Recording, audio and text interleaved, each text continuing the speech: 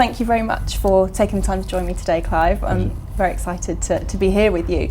We've heard a lot about your excellent and inspirational leadership from Matt Dawson, because he actually spoke at one of our events last year. So I'm delighted to be here and speak to you directly to learn about your successes and lessons learned. You managed to take the England rugby team from 6th in the world to number 1.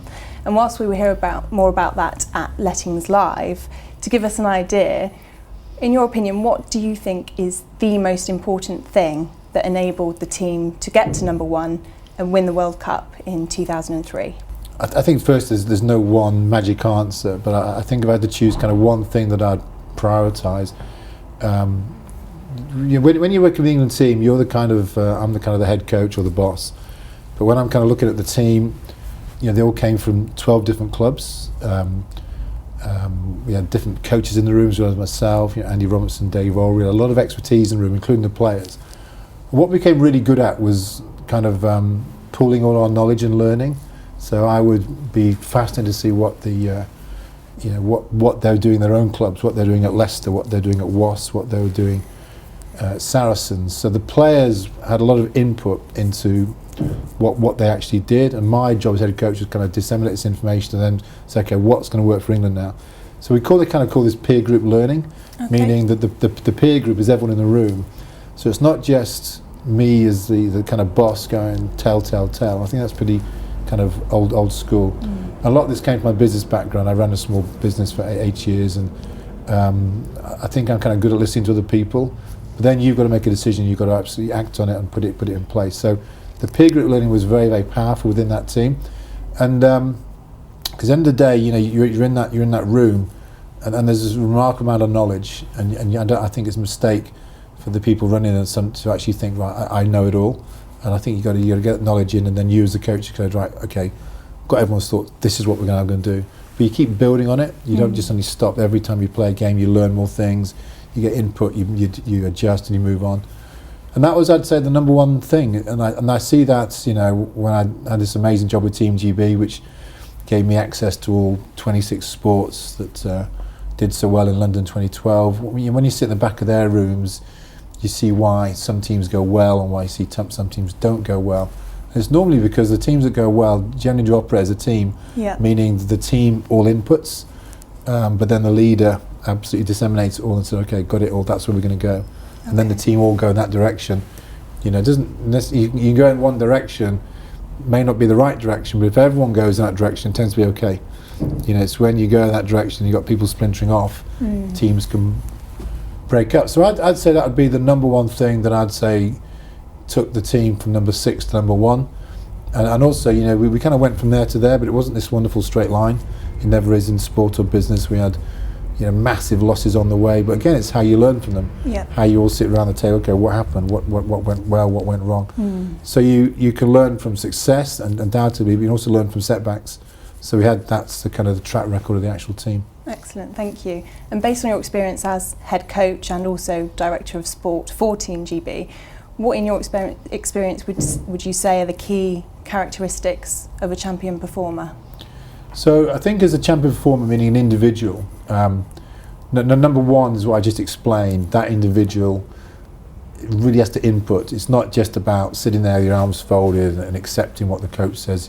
If you want to become a real champion athlete, rugby player, business person, I think you've got to take a lot of personal responsibility as well in terms of inputting all your thoughts and knowledge. So I kind of covered that in what I just said.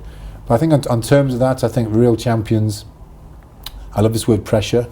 I think champion individuals, again in sport and business, perform when pressure's at its greatest. I mean, you can't hide from pressure. It's there.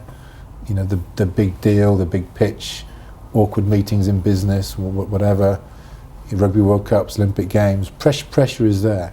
It's how you perform under pressure, and I don't think anybody is born to play under pressure. Pressure is something you can teach people. You can coach people. I spend a huge amount of time coaching every individual in the England rugby team of how to handle pressure situations and what we're going to do, and that is one of the real key things that distinguishes a high performing athlete or business person, because anyone can do it when there's no pressure on. The real champions peak, perform when the pressure's at its greatest. So that would be the second thing on top of your ability to add knowledge and really be inquisitive. I think the last thing, I use the word attitude. I think people's attitude is, I think attitude is a great word. It goes across most languages, most cultures. He or she has got the right attitude. But again, I don't necessarily think you're born with attitude. I think attitude is someone you can define, you can break it down, you can coach every area of this to improve someone's attitude to what they actually do. And there's no doubt the high performers have the most amazing attitude. It's funny that the more talented people they are, the easier to manage and coach. It's the people who aren't the real top people tend to be the awkward ones. You've got to really sort out. It's the high achievers have amazing attitude, and they're normally a dream to work with, and they kind of push you as hard as you push them to achieve the results. So so I'd say a high performer, you need talent. Be very clear. You've got to have that talent, but once you've got that talent, which a lot of people have, your ability to learn, input your knowledge into a situation, your ability to play or perform under pressure, and your attitude would be the kind of the four key things I look for in any high performing individual. On the 10th of June, we're very much looking forward to hearing your session, One Team. Would you be able to give us an idea of what attendees can expect from your session and what the key takeaways will be? Yeah, I talk about this concept called One Team. I think that the key thing in my talks presentation, I'm not talking theory, I'm not there to lecture to people, I'm just going to take the people who are going to be there through what I've done, most importantly in business and sport, of how you generally create this one team. So it's not theory.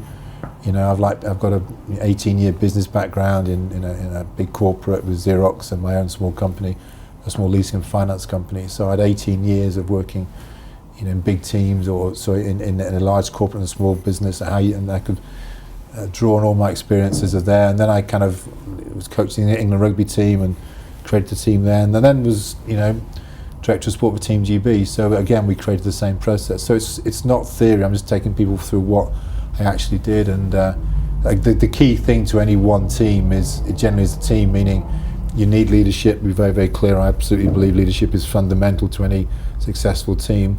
But I think the good leaders, the top leaders, really get every ounce of energy and support from your team members. I want everybody inputting around the table. I won't allow anyone to sit and fold their arms and not contribute if you either want to be involved with the team or not involved with the team. That's why I found high-performing teams get every individual really contributing to everything involved with the actual team. So I take people through those kind of processes, but how do you go about doing that? Because it's not as easy just saying a few words. How do you actually get everybody to contribute? How do you get the right lessons learned coming out the top, which is the definition of a truly high-performing team? Excellent, fantastic, thank you. I'm very much looking forward to the session on the 10th of June. Thank you.